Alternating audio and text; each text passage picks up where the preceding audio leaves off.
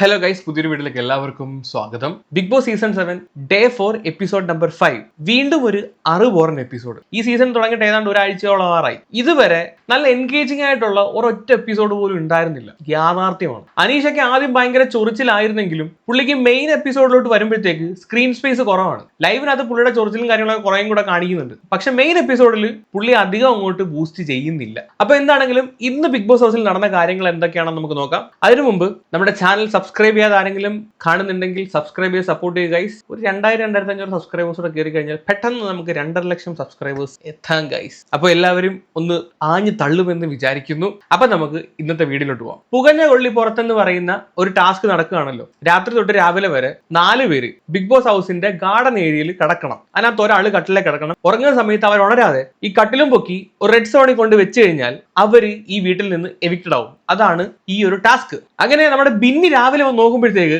ശൈത്യം ഒരു 7:45 ആയിട്ടും എണീക്കാതെ കിടക്കുകയാണ്. നല്ല ഉറക്കം. ബിന്നി നൈസായിട്ട് പോയിട്ട് നമ്മുടെ അപ്പാനിയെയും അക്ബറിനെയും വിളിച്ചോണ്ട് വന്നു.